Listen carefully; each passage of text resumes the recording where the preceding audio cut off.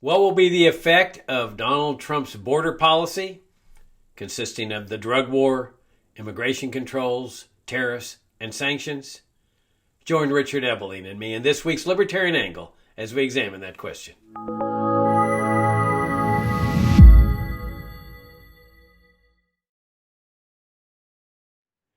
Hi, I'm Jacob Hornberger, president of the Future of Freedom Foundation, and welcome to this week's Libertarian Angle, the show that y'all know brings you the principled case for liberty. I'm joined by my co-host, Richard Ebeling, professor of economics at the Citadel. Richard, good to see you again. It's good to see you, to be with our viewers and listeners in this new year, the beginning of the soon to be second quarter of the 21st century. We're That's finishing 25. This is finishing the first 25 years of the 21st century. Yes, very, very good point. And we'll soon be having a new president of the United States, and we have a new semester. You're teaching new courses. You want to give us a little recap of what you're teaching this semester? Well, actually, macroeconomics. I always love the opportunity to explain and then, dare I say, criticize Keynesian economics. I know it's a shocking thought to say that. Uh, I'm also teaching a more advanced intermediate macro course where I get to more severely criticize Keynes and others of his ilk. And then money and banking, in which I get to praise the Federal Reserve and say that we're so fortunate to have a central monetary planner without which America would go to hell in a handbasket because they've done such a fine job. No inflations, no recessions, stable financial markets, no housing crises. So thank goodness of the insight and wisdom of the Woodrow Wilson administration to help set up our central bank now over 100 years ago. Where would we be without it? Well, and the sound value of the money. I mean, that's probably one of the biggest Absolutely. benefits that the dollar's actually appreciated in value since 1913, right? Uh, I think you need to change some letters at the beginning of Oh, that word. yeah, like constant debasement of the dollar and a downward trajectory. All right, Richard, but what I want to talk about today on the eve of Trump taking office is his border policy.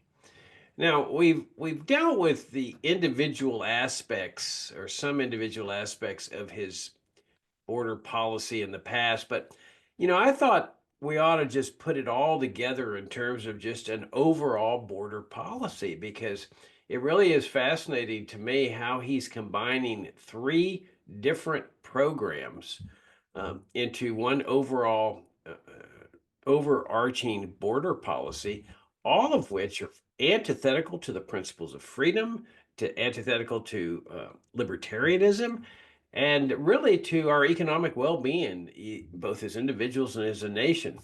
And those three aspects are number one, the drug war, which he, like virtually all Republicans, is a fierce proponent of, 80-year-old program. Then you've got your system of immigration controls. Again, it's been there for at least 80 years. And then you've got his tariffs, I mean, which are obviously very important to him. They're like an essential weapon in his arsenal of going after nations that he doesn't like or that he's trying to manipulate. He'll just come out with a threat that I'm going to impose a 25% tariff on you if you don't do what I say. And that tariff really is a tax. I don't know whether he realizes that or not. I think he has this impression that it's the foreign nation that is paying this tariff when really it's a sales tax. It's a tax on the American people on imported goods. They they buy the good, they got to pay the tax, and the tax money goes to the U.S. government. So when you put all these three things together, I don't see how anybody can honestly claim that the Trump administration is going to do positive things for freedom of the American people, at least with respect to this overall part of our lives, the border policy. The tariffs are highly destructive in terms of economic prosperity. Anytime you raise taxes, you're going to be hurting people. And sure, it does hurt people in foreign nations. There's no question about that. But where is the morality of that? Of saying, "Oh, we're going to hurt your citizens. We're going to try to impoverish your businesses and your citizens, where they have to go bankrupt or lay people off." um, in order to hurt you, to make sure that you do, talking about the foreign government, you do what we want you to do. Where's the morality of that? And then, of course, the foreign nation inevitably retaliates. And I read somewhere that some of them are quite crafty, that they go in and impose the tariffs so that they impact mostly on the states where Republicans are predominant, to kind of teach them a lesson there. But I mean, we can recall all those farmers in the Midwest that had been selling their crops to China, suddenly were caught bankrupt because of the retaliation from the Chinese with respect to the tariffs and the drug war, Richard. I mean, it would be difficult to find a better example of a more failed, deadly, destructive government program than the drug war. I mean, I don't think anybody can say that this is close to winning.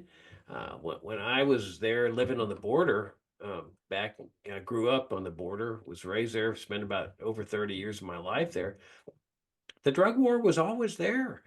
And DEA agents, as a lawyer, I handled drug cases. And here we are, 50 years later or so, and it's it's still a horrendous government program. It has accomplished nothing. Now, if it was neutral, that'd be one thing, but it's not neutral. It produces violence, it produces cartels, it produces adverse consequences. So it's not just a neutral government program, and yet Trump wants to continue it, just like he does with the terrorists. And then, of course, there's the immigration controls, which is nothing more than as I've pointed out over the years, over the decades, it's just a socialist program. It's central planning, where they plan the number of immigrants, the types of immigrants, the credentials of the immigrants, and how many from each country, and all this stuff. And well, that's the classic mindset of the central planner. And as Ludwig von Mises said, central planning produces planned chaos. And that's what we've had on the border. What better term to describe the border on immigration for the last 80 years than planned chaos? And the worse it gets, everybody keeps saying, "Oh, well, this shows you we need to crack down." The cracking down is what produces the problem. They don't understand that. So they look for Trump to save their system, to save this immigration system, save the drug war system, save the tariff system. It's. I think it's going to prove to be very catastrophic, especially when you add it up to the other problems this country is facing, like out of control debt, $36 trillion in debt, out of control federal spending, foreign policy. I don't think you're going to see any significant diminution in foreign interventionism. So we're headed, I think, into some bad times here, Richard. What do you think? Well, I just want to pick up on particular one thing that you said, that you were saying that the immigration issue is an example of socialist central planning. It's not just that. It's as you're saying, this package of these controls, they're all indicative of a central planning mindset, a political paternalism, a belief that those in governmental authority have the knowledge, wisdom, ability, and in fact, even more so, arrogantly the right to determine how people live and how the society develops and how individuals are going to decide what to buy and what to produce as consumers and producers. I mean, that is a command economy. How is it a command economy? Well, let's look at the three themes, if I may, that you were raising. First, the border controls. This is demographic central planning. Basically, as you said, the government is deciding quotas, how many people will be allowed into the country from other parts of the world. Second, not only the numbers, but they're now want to specify uh, the skills, the knowledge, the expertise, the education. In other words, the specification, these are the right kind of people, these are the wrong kind of people. These are the useful people, these are the unuseful people. In whose eyes? By what benchmark?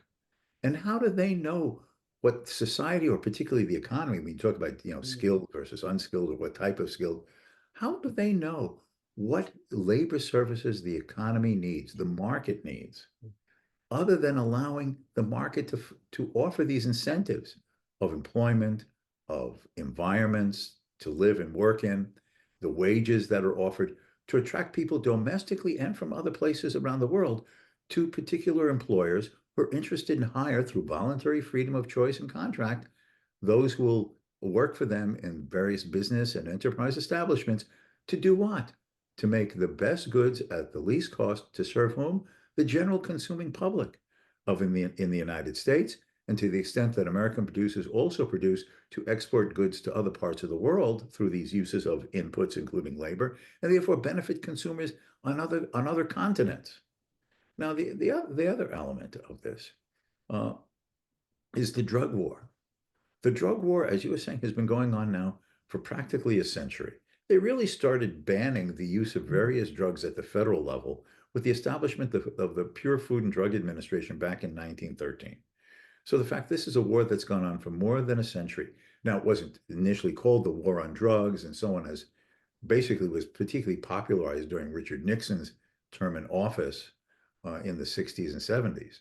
But the fact is, this is a war that's been going on for 100 years that has not been won. Now, why hasn't been won? It's basically because the government is telling people what they shall consume, what things they will ingest in whatever way they choose to ingest it. And because we know that this is bad for you and this is right for you. And the conflict arises when the government claims this paternalistic superiority in relation to how people want to do this themselves. Now, I want to highlight, if I was stepping back and not speaking as an advocate of classical liberalism and libertarianism and my notion of the right or the wrong role of government in society, if I was speaking as an individual concerned in the general sense with my fellow men, I would tell anyone who is either drawn to or was hooked on drugs that this is not good for your life. You're ruining your physical and mental potentials. You're shortening your life. You're bringing hardship to those around you who love and care about you. Find a different way as a human being to live. But that's a different question than the political question, the ideological question. What is the responsibility of the individual and the support voluntarily of friends and family to an individual versus the role of government in society?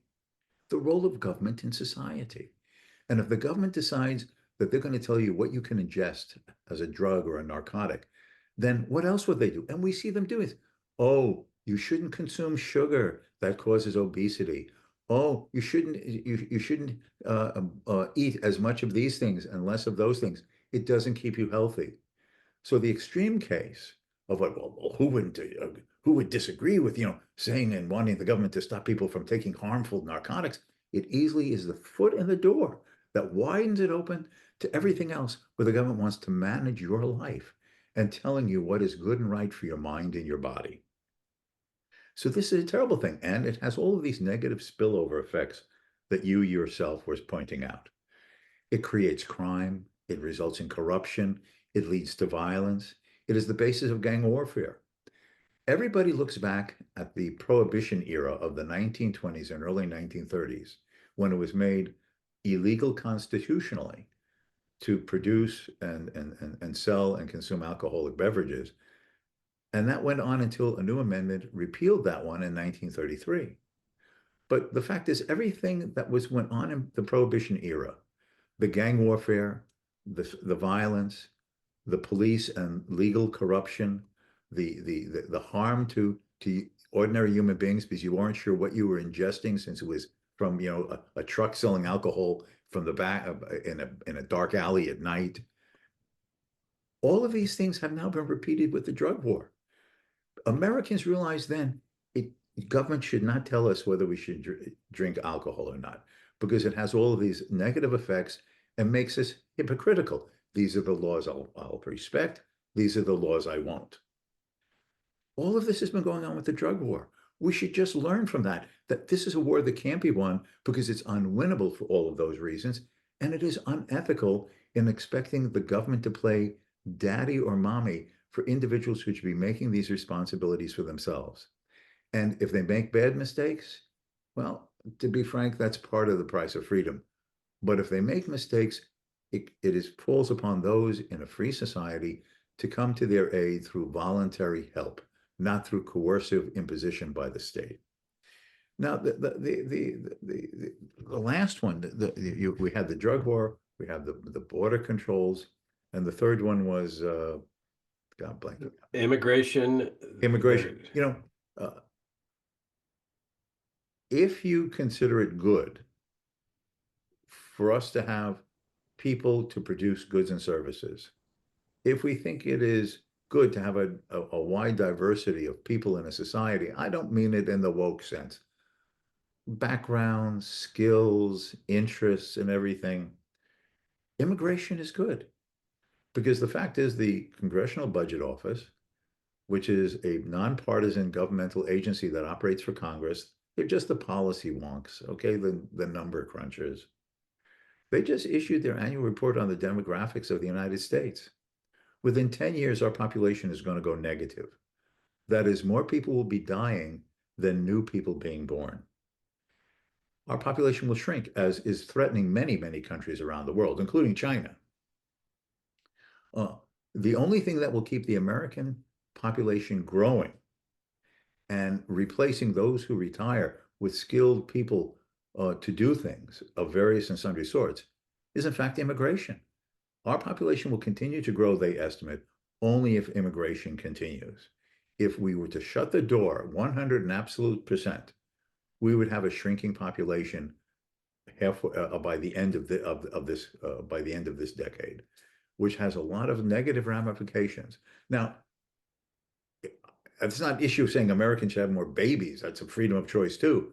But there are benefits of having labor to do productive work. And that will become less and less available. And the cost of labor will rise dramatically if there isn't the recognition that pragmatically we need to leave the door open to have a healthy population with a vibrancy of diversity and skills, which will be diminishing to the extent that people retire and leave the workforce and are not replenishing it with new education, new skills, new technological expertise. And the society will, in the general broad, well, flourishing and well-being sense, will be worse off. We need freedom to have all of the benefits of these things. And I'll just say one other thing, the more broader one, because that's, me, the economist, talking about consequences. The broader issue is that why should the government be telling people where they can live, for whom they can work, how they want to make a living, what they consider a better life or a less better life? That should be left open in society. I mean, right now we see people leaving California and New York because of often the burden of taxes and regulations, even if they ideologically understand the causes of all this, because they're trying to escape the burdens of government. And they go to other places. In fact, South Carolina is one of those net population gainers from other states losing population, because here the taxes are lower, the regulations aren't quite as egregious. But the point is, we don't complain or have barriers against people leaving California and going to South Carolina or any other combination of states, because we believe that people should be free to do this. As it used to be said, the advantage of state federalism is people can vote with their feet. I leave the place I find less attractive and I move to the place I find more attractive. Well, why shouldn't we view that around the world? If some places in the world are more attractive or less attractive, and people want to move and shift and find other places to live and enjoy life and have employment, then what is the problem? We talk about ourselves as a land of immigrants from many backgrounds, many places of the world, and the imagery of a melting pot that has made us a rich and prosperous and better society. Why should we not continue to believe in that? We've often said in our rhetoric, and looking forward to what our immigration policy should be, where the immigration should be simpler. People are free to move. Yeah, you've made a lot of good points. Let me address your last point because I find it fascinating that we have always had an open border system here in the United States. It's a domestic open border system. And I would say that 98% minimum of Americans favor open borders domestically. And if you were to tell them, look, if we let each state erect a border wall and adopt border policies around each state to protect people in that state.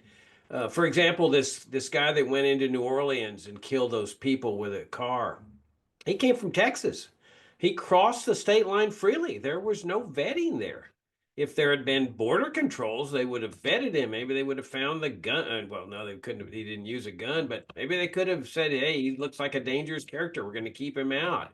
There could be tariffs between the states to protect industries within a state. There could be, well, you do have drug laws in the states, but in other words, Richard, if you propose this idea of border controls domestically, most people would say absolutely not.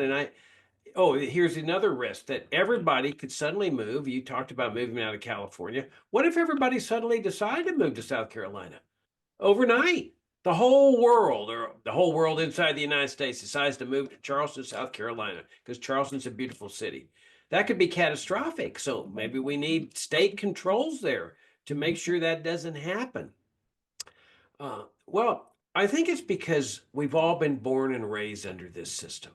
So when I present these catastrophic possibilities, that, oh, everybody's going to move to Austin, Texas, or Charleston, South Carolina, or the fact that, I mean, look, in Maryland and Virginia, every day, I think it's hundreds of thousands of cars cross from Maryland into Virginia. We don't vet them. We don't find out who they are. We don't search their trunks. We don't stop them and ask for papers. It's just considered normal because everybody's accustomed to it. If we had been born and raised under a different system where we had open borders internationally and state borders domestically, people would say, you can't lift those state border controls. You can't dismantle. There'd be chaos. Every people free to cross state lines. Are you crazy, Jacob? So that's the shame of it, Richard, is that everybody's been born and raised under this status system.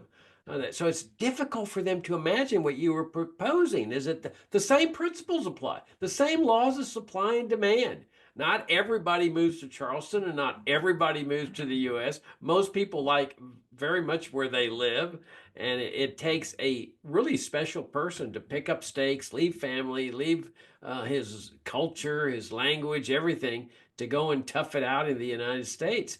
It's a special kind of person. Those are the kind of people you want to relish in a society. They're your entrepreneurs, your hard workers. The other thing I want to point out is the fact of how some of these programs interrelate with each other to reinforce each other. For example, tariffs. Tariffs are really, sanctions are really just a variation of tariffs. The same principle. We're going to put economic controls on the people of your country. So if you take Venezuela, for example, they imposed sanctions there, the U.S. did, to try to get regime change. They have the drug war there too. So in Venezuela, people are tightened. They're in the middle of a vice with socialism on one side and the U.S. sanctions on the other. So there's massive impoverishment. People are on the verge of starvation, and then you've got the drug war that gives rise to the cartels that are recruiting people's teenage children to come and work for the cartel, or they'll kill them if they don't. So what's the result? Millions of people, I think it's 8 million Venezuelans, have fled in order to save their lives and their children. And some of them, many of them have stayed in South America, but many of them, as we all know, have come to the United States. And so what's the response of many Americans? Oh, look at the crisis we have. Look at the crisis. All these Venezuelans are in El Paso and Laredo and San Diego. And oh my gosh, what are we going to do? And my response is, well, maybe you ought to lift those sanctions and get rid of your drug war. Oh, no, Jacob. They don't want to question anything that the national security state does. And so you end up with a horrific situation that reinforces itself, Richard. Well, the other thing is that our soon to be inaugurated president has made a point recently. He talked about annexing parts of the world. He's talked about making Canada the 51st state. And let's go further, though he hasn't said this. Why can't Mexico be the 52nd state? Well, if Canada and Mexico became part of the United States jurisdictionally, what happens with the border controls? How do you keep those? How do you keep those drug traffickers and violent human, sex traffickers out of Texas if just below the border it's part of the United States? I mean, then they can move freely, like all those serial killers that are out there who move from Kansas to Ohio to continue their murder sprees. I mean, that's the ludicrousness of it. If Trump were to do what he says and annex Canada, we have border restrictions with Canada. There's people control at the borders. Now that's gone. How do we keep out all those violent Canadians, those dangerous? In fact, we run another risk. What about the jobs in the American movie industry? It's already many famous Canadians who are movie stars in Hollywood. Even more will freely be able to move and settle and take away stardom from Americans who could have been in those movies. Well, yeah, and just think, no more illegal immigrants. Oh my God. You see, because they're all Americans now. I, And I, I think I think also that Trump has forgotten when he says make it the 51st state, which means there's two more senators in the US Congress who are going to be voting for what? National health care, like they already have up in Canada. Oh, great. Thanks. That's going to make America great again. yeah, I think that's what's caused some Democrats to say this is a great idea, but let's divide Canada into 10 different states or 20 states. Exactly. Then Yeah, they control everything forever. right. But you know, I mean, there is precedent for this. I mean, that's how we got the northern half of Mexico. Absolutely. I mean, you know, they offered to pay. President Polk offered to buy it, and Mexico says, "Well, no, our country's not for sale. Thank you very much." Okay, so we'll just provoke a war with you.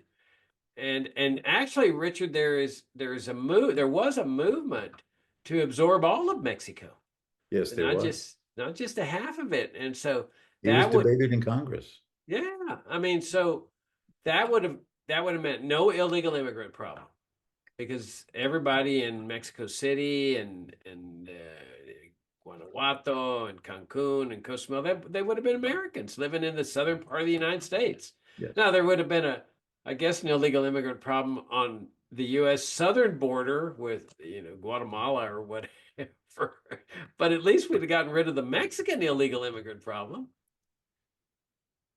See, that is the thing is that what if America to annex the world? Then we finally, maybe this is the case for American imperialism, America annexing the world to now have free movement of people everywhere. That's it. We have finally come up with a solution. See, now you can be a libertarian imperialist. I know that's been a dream of yours for a long time. But hey, wait a minute. But we'd have to change the name of our country. You know how Trump wants to change the name of the Gulf of Mexico to the Gulf of America. We'd have to change it. It would no longer be United States of America. It'd be United States of the world. Well, I don't know if you heard that one of the officials in Mexico said that he wanted to change the name to Mexican America. Oh yeah, no, That is for North America. that's the president, Claudia Sheinbaum, the Mexican president. She said, "Okay, you change the name of the Gulf of Mexico, we'll change the name of the United States." And she actually produced a map from 1607 that Yes, showed America Mexicana, Mexican yes. America. Yeah, so and as I stated in my new show, which let me do a little promo for my new show, Trump Watch. Invite you all to watch. I've got 2 episodes out now. You can see them online. That what I'm doing in there is watching Donald Trump very carefully and analyzing some of the things he did and he's doing to destroy liberty, especially. But I mentioned, Richard, that while we're changing the name of the Gulf of Mexico, what is going on with the fact that we've got a state in the United States that is actually called New Mexico? I mean, like, give me a break. New Mexico? We got to change that name real fast, I think. New Trump. There you go. I was going to say New But America, but just as Trump said, the Gulf of America, how beautiful the name. New Trump. What a beautiful name for a state within the country. all right. Well, on that eloquent note, we'll wrap things up. Richard, as always, I greatly enjoyed the visit with you. Thank you all for tuning in. Thanks for your great end of year support. And those of you that have given us beginning of year support, we're very, very honored and very, very appreciative. And we will do our very best to merit your continued confidence in us. Richard, look forward to talking to you next week. Until next time.